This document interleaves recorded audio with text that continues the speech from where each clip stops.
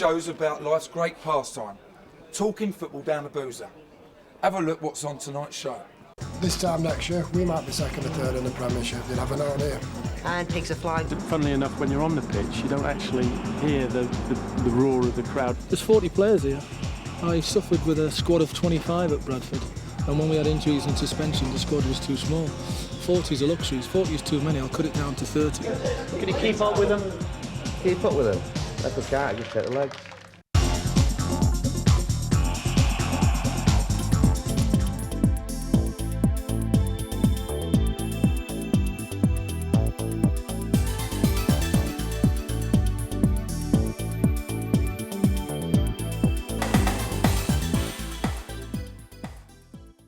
Hi, tonight I'm in the heart of Lancashire with Preston North End, Bolton and Blackburn fans.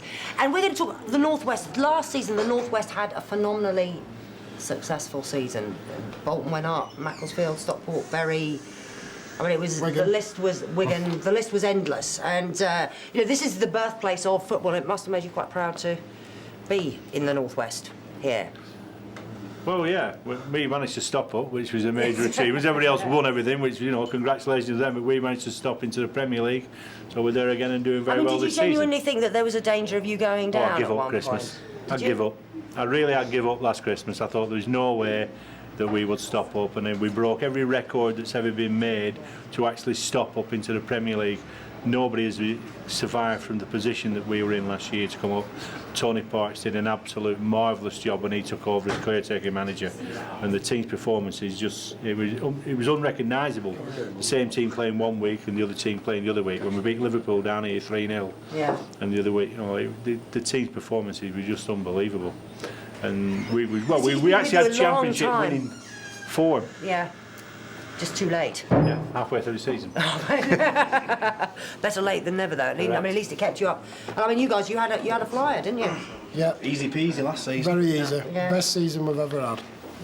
That's why it's a bit disappointing this year, but hopefully, touch a bit of wood, we're going to do what Blackburn done last year. Stay up.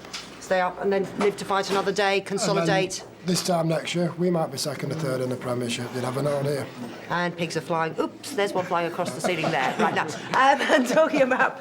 We'd rather have you in the Premier League than going down to Wimbledon and Crystal Palace. We can be at your place 20 minutes, Reebok Stadium, you can be at Ewood. Let's get rid of Wimbledon. Let's get Palace down. Are you a travelling... oh, yeah. Yes. Yeah, so you trek all over the... Home and away. Country. Do you travel coach, trains, driving? Coaches. Coaches, God, it's a long way, isn't it? Well, Wimbledon's a long way, Crystal Palace. Southampton is an even longer way. Southampton's not bad, it's all motorway, but London, South London's bad. That's a nightmare. Yeah, no, it is. These lads will tell you the same. Crystal Palace is a nightmare to get to. Well, I live about 5 miles and it's a nightmare to get to from where I live, yes. But I mean... Can we play? Can we come and stop at your house? What can I say? Oh, yes, of course. I'll give you my address, please bring all your friends. Could you put your head on a pillar, a Man United pillowcase? No, you're Right your own bedding. Who's talking about my pillow?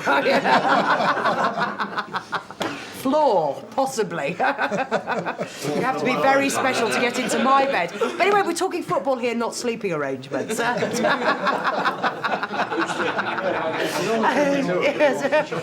easy peasy. That's all you know. Yes, I think you possibly got me to blush. But I was going to say, Blackburn, why can't you fill your ground? We've got a very small catchment area in Blackburn compared to a lot of other places. Obviously, Man U filled theirs from the rest of the country. You know, you go to Old Trafford, and all you see outside there is coaches from Kent, Cornwall, Wales, every place you go. But they come. Yeah, because it's easy to follow a successful club. But they came anyway. They came anyway. Yes, they did. When did we get rid of Fergie? When did we get rid of Fergie? Nearly. It's not long ago. Our grounds were still full. No, it wasn't. 28,000. They were 28. 28,000. Only 7 Once. years. Once. Once? 28,000. 28,000. They were all But that was screaming if you had Fergie out. 28,000 up here at Blackburn once, you'd be thrilled. No, we filled the ground a few times. They were all screaming Fergie out. What, in 1990, 1989? And it's been full. I mean, it was full before that. In the second division, we had 70,000 people. We're not talking. No. Yes, we did. Yeah. Hang on. When we were down. On Fantasy Island here, or a TV programme? Yeah. When did Old Trafford ever hold 70,000? It did before the seats were put in. Eh? It did before Never. the seats were put in. Never in a month. No, well, I think we. 61 once, didn't they, against Everton? No, we had more than that. Best We did crowd have you've more. ever had's at Main Road, isn't it? Yes, it was actually. Yeah. You know when Yeah. you had the 28,000 on? Were you playing Blackburn? Probably. Probably it's bound to be a northwestern club because they haven't got any Sorry, fans. I've never been in first division that long. We're still here, like, you know. You guys, can you ever see Preston North End being full? Yeah, it was full 2 weeks ago. Really holds 13,000, doesn't it? But thing is, with North End, though. Go on, John. Thing is, with North End, they're in a second division though. They're getting like an average of 9 and 10,000. And if they got up in the Premier League, they'd probably gone anytime. So with Blackburn, when they're in the old second division, they're getting It's a big word, isn't it? if you got in the Premier League. Don't forget it's 20 quid a time in the Premier League. They're getting into the playoffs season after season, and they're getting 8,000 Premier League. No, They're all jumped in a bandwagon. 12 or 15,000 in the They're getting second about division. 10,000 when they get into going for playoffs. But 8 or 9,000. Only time you get 13,000 when you play Blackburn. No, it's They not. Burnley. No, They play Burnley. Played Oldham on Boxing Day and got 13, and we're still in the second division. Well, yeah, I should imagine so on Boxing Day playing a local derby. Yeah, the thing is, we're a struggling team and we're still getting that. If you're not going to fill your ground on Boxing Day on a local derby, then you know. When are you going to fill your ground? But I mean, Blackburn, this week you've got the Norwegian training squad at your facilities, haven't you? Yeah, they've been down there apparently this week. It was in the local press a couple of weeks ago that they were going to do it because of the Norwegian connection in the north. They found it easier to come over here and collect their players and take From them to around Europe, yeah. take them to our training facilities as opposed to taking them all back over to Norway, which obviously reasonable thinking. And since Kenny Dalglish's days, the training facilities up here at Ewood have been closed, haven't they? Yeah, you can't get anywhere near. It's Brockall actually, where they train. Right. And it's like Fort Knox. You can't get in from Monday to Friday. The only time you get in, Saturday morning, if they're playing A team, B team, they'll let the public in. But apart from that, you can't get anywhere near. Do you feel that that's a shame? Do you think that It is a shame, yeah. We'd like to watch them train. We used to go to Pleasanton, and it's like a public park at Pleasanton. and you can go down there and watch them train? We get a couple of thousand now some mornings. Yeah. School holidays, when the kids were off, they all used to go down and watch them training. Alex Ferguson has stopped the public coming down the day before matches now. You can't go and watch the training at the Cliff the day before games, which I think is fair enough, you know, if he's trying to concentrate on something. But every other day of the week you can go down there. Still. Not allowed to stand up. Yeah, no, not allowed to stand up. And you're not allowed to wear grey because they might not see you. Absolutely. But at Bolton, what about Bolton's training facilities? Can you get down there? Well, I don't know. Would you want to? Do you know where they train? Doesn't know where they are. Do you care? I used to know. They've moved now. I haven't really taken any interest in going down to watch them train anyway. Yeah, 20 miles out of Bolton. You used to be able to do when they were at Bromwich Street, didn't you? Yeah. That's going back some time. I don't want to watch them train. I just want to watch them. I'm not watch interested in them going win down and league watching them games. training. Yeah. I mean, And do Bolton and Blackburn, do they have a policy of encouraging young fans to come along? yeah, definitely. To keep them in? Are the ticket prices greatly reduced and, you know, events for young fans organised? It's better than it was at Burnden, I think. The new stadium. They haven't put it was £8 for a juvenile at Burnham Park last season. Yeah. It's still only £8 at the Reebok Stadium. That's good news. What is it? Do you know what it is at Blackburn for a junior to come in? You can get father and son season tickets at Ewood. Yeah. Yeah, you can get Adults that. and two kids, things But like also that. what they do down at Underage are Ewood, free, aren't they? something like that. But what they do down at Ewood, if you're playing teams like the Southampton and Wimbledon and places like that that aren't going to bring a travelling support, then they go around all the local schools and dish out free tickets for all the local schools, which is a good idea because that's catch your supporters early. They're going to be coming later on. Yeah. Now it's hard work. You asked me a question early on how they're going to fill the ground. It is hard work to go from having a support of 12, 13, 14,000, whichever way you want to look at it, to then automatically filling the ground with 30,000. It's hard work. You can't just pull 18,000 people out of an hat and put them in the ground. It doesn't work. That's going to take time to build up. To build up the... And it is doing. You just can't pluck supporters from nowhere. And also the price now of going watching football is football is not a cheap sport. Yeah, yeah. No, it is not a cheap talk. We are going to talk about the price of football in part 2 of this, and we'll be back for that soon.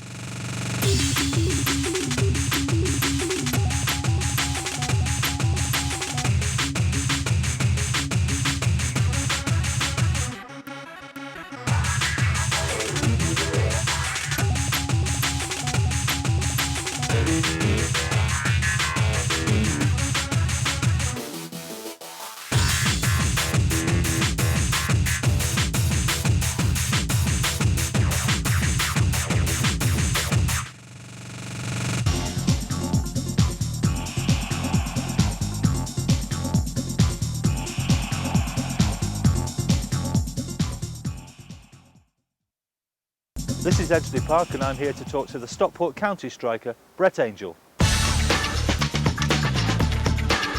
So Brett, tell me, this is your second time at County. How are you enjoying it? Yes, very much so. We've started the season as we didn't start the season that as well as we'd like to, but we've picked up tremendously since then, and we're moving in the right direction. Has the club changed an awful lot since the last time you were here? Yes, it has. It's changed quite considerably, especially with this new stand that wasn't here. This was just sort of, well, standing terracing really, and as it the far side stand as well has been all seated as well. That was all terracing when I used to play here, so it has changed tremendously since being here last. But you've had a chance to play at the very highest levels of football. To actually come back to County, do you have to give it a little bit of thought? Not really, because at the stage that I was at in my career, it was stagnating a little bit. I wasn't playing regular first team football, and it didn't really take too much picking really when Stockport came in, showed their interest. I felt that for the good of myself I needed to be playing regular first team football, and Stockport gave me that opportunity. You know, you've been scoring goals for fun in the latter part of this season. Does that make a big difference to you when you're a striker? If you're bagging them every week, does it make your life a lot more pleasant a place to be? It does, yeah. I think as any striker will tell you, they thrive on the goals, and supporters will judge you by your goals, so it's very nice when the goals are regularly going in, and that confidence then soars, and confidence is a big factor in football, and I think when you've got that, you do things a lot more off the cuff without thinking about them that you don't do when you're lacking a little bit. Now Stockport are playing some terrific football. You've had a chance now, we're about halfway through the season, to see most of the opposition at least. Have you got any reason to suspect that Stockport shouldn't be in the shake-up at the end of the season? No, I don't see no reason why we shouldn't be there or thereabouts come May. We've, as you said, played everybody. We've only been really beaten comprehensively once, that was at Sheffield United, and I see no reason why if we maintain what we're doing at this moment in time, why we can't be there or thereabouts come May.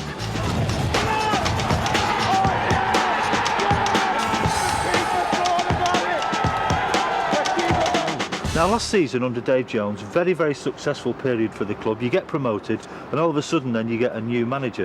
When you get that change, what's that like for a player when you've got used to working a certain way and a new man comes in with his own new ideas? It takes a little while of getting used to it, because everything's about opinions, and what one manager thinks tactics, the other may not, and vice versa. So it takes a little while to get used to the new man's ways and means. And I suppose all players, you do start off on what's so-called clean slate. The new man comes in and picks and chooses who he wants to put into the team, and I suppose you put yourself on your toes a little bit more. But as Gary's come in and done a tremendous job, and really it's been service as normal. Can I ask you about playing in front of a really full Edgeley Park? Because it did used to be, in all respect to the club, a bit of a backwater. Now you play in Manchester City and this place is packed to the rafters. Does that make a big difference to the players?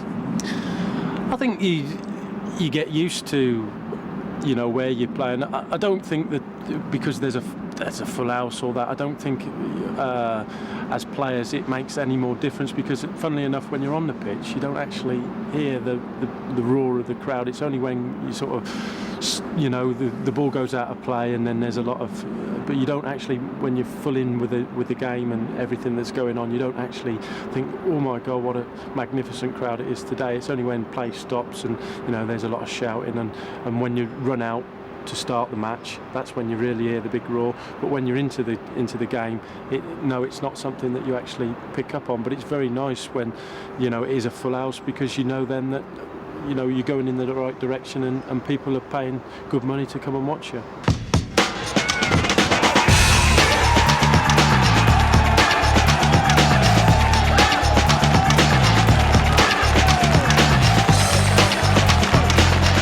What about the future, Brett? Are you still ambitious?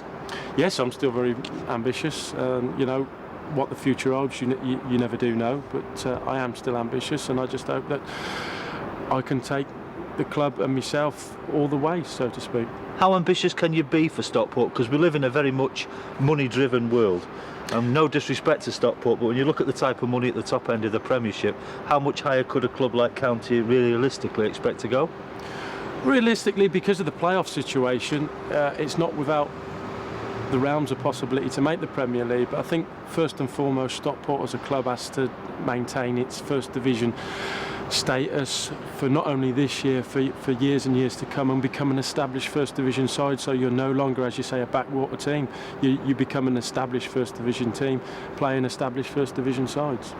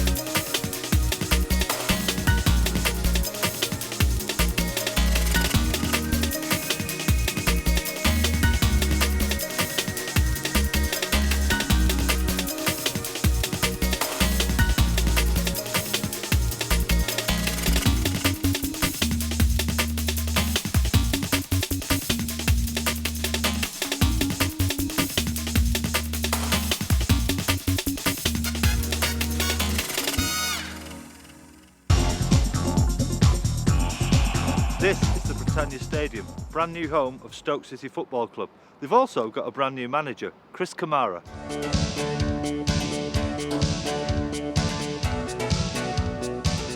So Chris, there wasn't a big gap between leaving Bradford and coming here? What do you mean there wasn't a big gap? 2 weeks, 2 days, that's long enough for me. So how did the job come about? Well, I was talking to another football club and thought I would be going there. And Jez Moxey phoned me on Tuesday night just to say that the board would like to interview me on Wednesday for the position of team manager.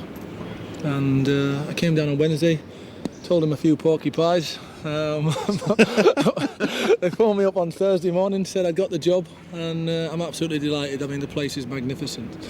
And I said Bradford was a sleeping giant. As far as I'm concerned, this is a sleeping monster. But it moved very quickly. Did you not have to think about coming here? No, I didn't think about it, no. Once he said, are you interested, that was it. I thought, this will do for me. This is just a slight step up from Bradford. We built Bradford up in 2 years, myself and the chairman, Jeffrey Richmond. This is already built up, so I'll take it on further. Did the fact that you used to be a player here influence you? Yes, it did, because I had a great relationship with the crowd when I was here. I used to be this quality footballer, I used to ping it around just like Glenn Hoddle, and silky skills and everything else, and they really admired that. So I thought, well, if they admired that, no, they loved me because I gave 100% and I was passionate. And I never ducked the challenge, and this is a challenge that I couldn't duck as well. Tell me a little bit about Stoke, because if it was 20 miles further north, it would be part of the Manchester scene. 20 miles further south, part of Birmingham. It's not a backwater, but it is a little bit of no man's land. Well, that's better for the potential, really. You know, there's so many clubs on top of each other in Birmingham, so many clubs on top of each other in Manchester. We've just got that little bit of relief. There is Port Vale obviously down the road and Crewe just down the road, but traditionally Stoke has always got bigger crowds than Port Vale. Crewe's ground's not big enough, so if we can attract the big crowds by being successful, the world's my oyster, as they say. Now you've had a chance to cut your teeth in management. Are you enjoying it? I love it. I love it. It's the best thing from playing.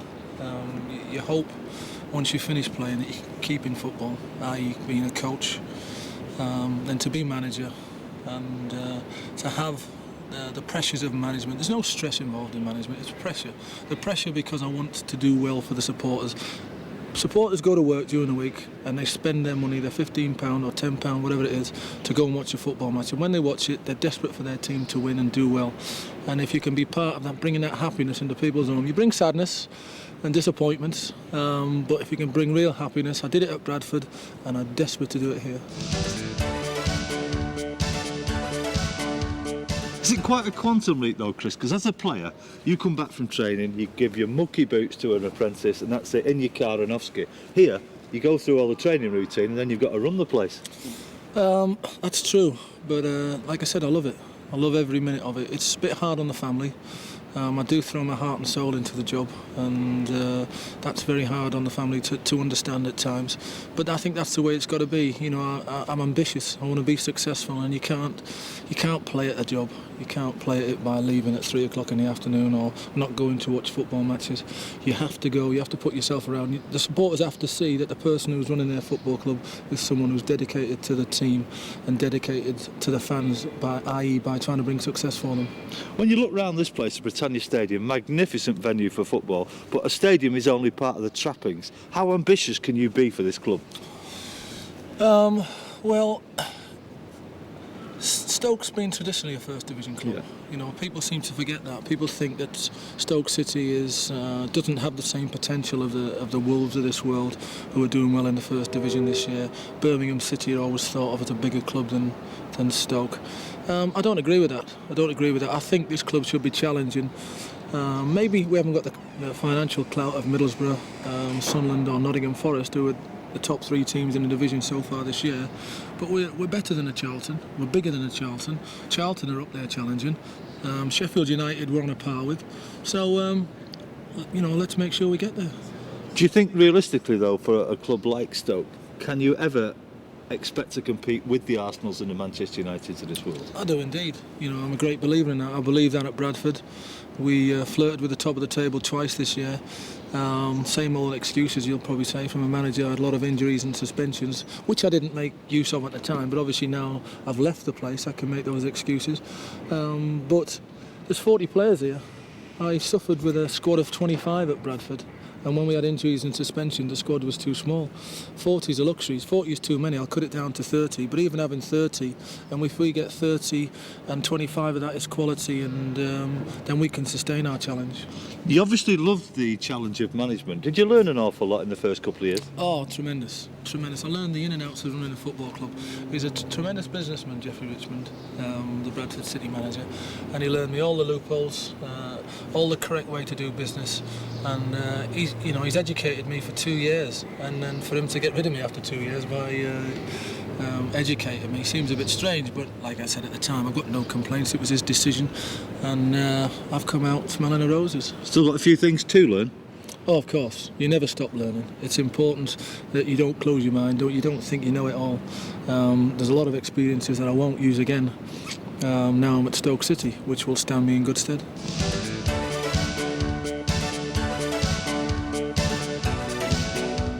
And what about the future for Chris Kamara? You're very personally ambitious. I am indeed, yeah. I want to go right to the top. I have to. As far as my own ambition is concerned now, is take this club to the Premier League. That is very, very important to me, because there's one set of words that's eating away at me. The chairman felt that I'd taken Bradford as far as I could in 2 years. It was difficult to take them any further in 2 years. But, so hopefully in 2 years' time I can prove that I can take this club there. Just to finish, Chris, something you said before was very interesting. You said there is pressure in the job, but there isn't stress. Whenever I see you on the telly, you always seem to deal with the media side of it with consummate ease. How do you get away then, if not from the stress, from the pressure? I don't. I live with the pressure. I accept the pressure. I accept when people are down, i.e. supporters, players. I know what they're going through. You know, I'm a fan myself. When my team's playing, I love to watch them win in style. So if they're not playing well, then I feel what the supporters are feeling. When the players are not performing to the best of their ability, I know what they're going through because I've been through it as a player myself. So those are the pressures, spending the club's money, i.e. 600,000 750,000. I keep using that i.e. business. Where's that coming from? I don't know. You need all that stuff in the Premiership. EIEIOs. So if you spend 750,000 of the board's money, then obviously that's a pressure because it's a lot of money to spend on one player. And it's a lot of money for Stoke City to spend. So if he doesn't perform, then I do feel that pressure. But you can only give your best. And I try to give my best in everything that I do. And at the end of the day, they can never say, oh, well, he came here and he tossed it off. He did his best for this football club. Your football fan wants a match on Saturday. Saturday. That's when your football fan wants a match, not at bloody 7:30 on a bloody Monday night when he can't have a few beers and get up to work in the morning. Do you find people that know you and not scared of Teams you? scared of playing us now, yeah. There's plenty of teams in that league here and now scared of playing, or don't like playing us because they think we're going to kick and then we surprise and play football.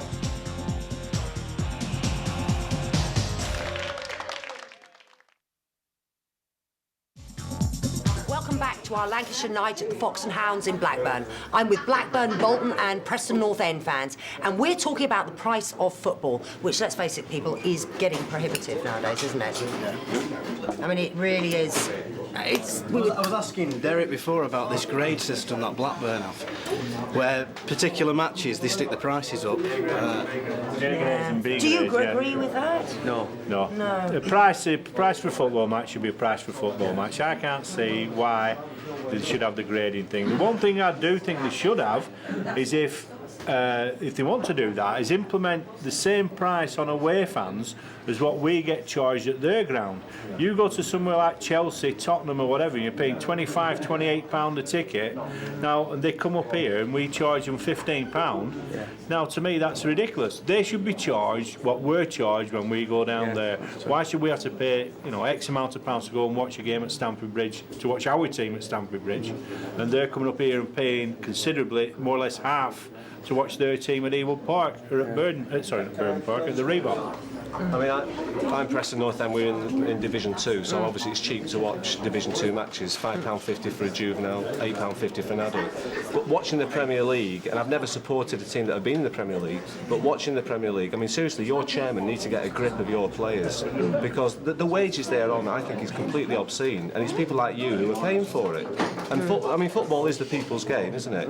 It's traditionally been a working class. It's not us that's paying the wages. It's not us that's paying the wages bill. The wages bill is basically paid by advertising in Sky. The wages have gone through the roof since Sky got involved. Don't you feel that your players are really exploiting you as fans? The thing is now there's more money coming into football than there ever has done. But the only people taking it out of the game are the players. Instead of this money from Sky coming in, improving the stadiums, training facilities, bringing on the kids, giving us better facilities, it's going straight into the pockets of the players. Dion Dublin today has turned down £16,500 a week at Coventry. He feels he's going to get a better deal by hanging on in there. Don't you think that is just obscene? I mean, if there was a wages policy, you know, I mean, surely the chairman together in the Premier League could have a wages policy. I mean, it wouldn't be exploitative, would it, to have a wages policy that will pay nobody more than $20,000 a week? It's too late for that now, though, isn't it? It is absolutely. That's the problem. Agents are doing all this as well. It's football agents now, they're terrible. It's them that's doing it. But compared to, for instance, American basketball and baseball stars, the footballers are still on peanuts. Someone like Shaquille O'Neal, million. I mean, Michael Jordan earned something like over $100 million last year. Extraordinary amounts of money. That's all television rights and all advertising rights and everything like that, isn't it? So it's not the fan that's paying it. No. It's the advertising, the TV. It's all the money that's coming from the TV. Now, don't get me wrong, Sky's done a great job apart from cocking up all the fixtures. We now play football on every other bloody day apart from Saturday. Yeah. Now, the old thing is Saturday used to be football days. We now play them on Sundays, Mondays, Fridays, bank holidays. They change matches to 5 o'clock kickoffs. They do all sorts, whatever, and it's a bloody joke. It's your football fan wants a match on Saturday. On a Saturday. That's when a football fan wants a match, not at bloody 7:30 on a bloody Monday night when he can't have a few beers and get up for work in the morning.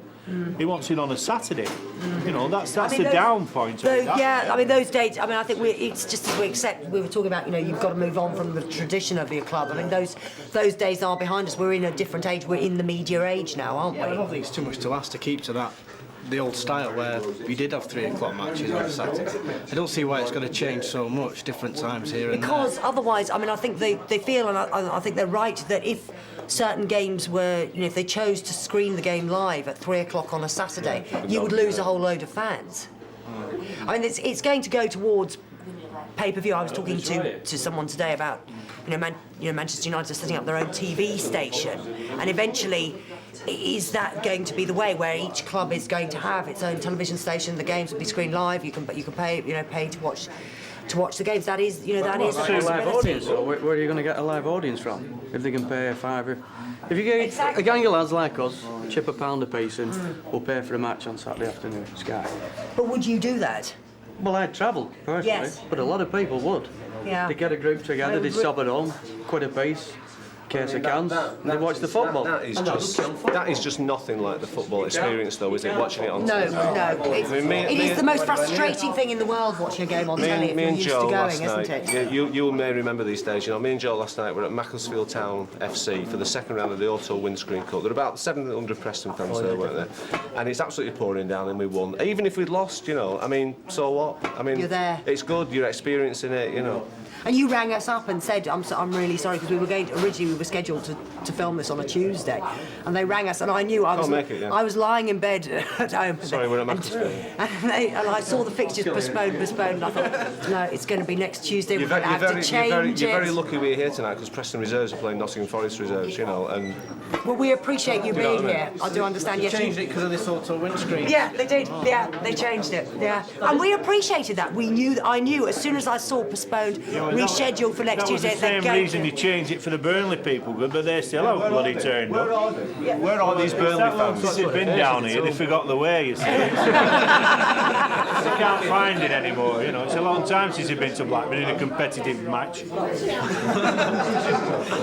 No, we can't be held accountable for Burnley fans, but we've missed you, Burnley fans, wherever you are. So please, call us and tell us what happened. I hope none of you are hurt. I hope you didn't have a car accident or anything getting here. That's been known to happen.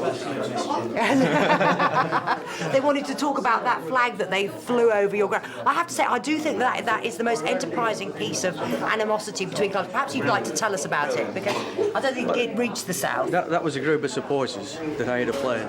Yeah. When Burnley were in the playoffs, they were in the 4th division, and they thought they were going to go up. I think they were playing Aldershot. So a group of Rovers fans clubbed together and they hired a light aircraft. And it flew over Turf Moor at half time with a big banner trailing from behind saying, "Staying down forever," letter 4 on 4th division for Burnley. And the whole of Turf Moor were looking up like this. Couldn't believe it. But it was caught on camera with the team Staying down TV and forever, everything. love Rovers. And it were on the TV a lot, so that was brilliant. I think never beat it yet. that is the best piece of fan hatred that I've ever heard. I think that's absolutely superb. And on that note, we're going to wrap this Lancashire night up. Thanks very much.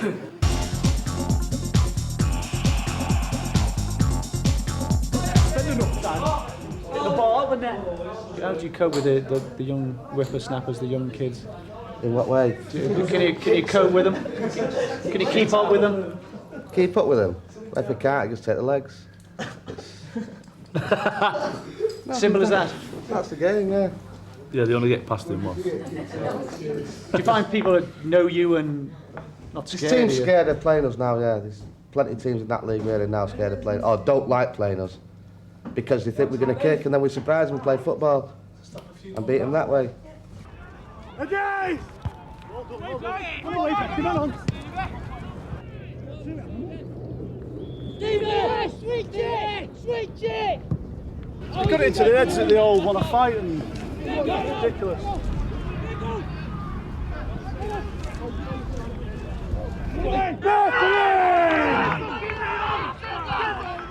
what do you want to do? You want to try and get into sales? Yeah, looking for like a trainee salesman, rep. I don't really want to go into telesales. How long have you been out of work? 2 years. So what do you do in the week then? Not a lot really. Go for a run or get bored.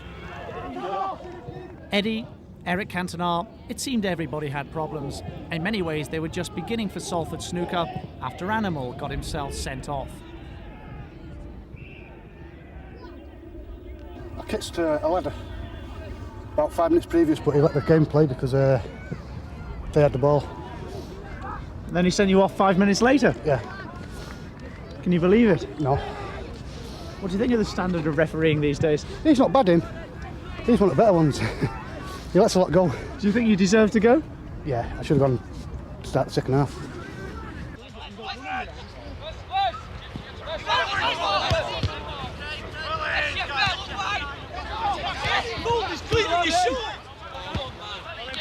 Craig, gotta come across with a play. That means something that's signed on for us. What is it? Get two there! No one's showing! Get in here, Morsey. Every fucking stay back in.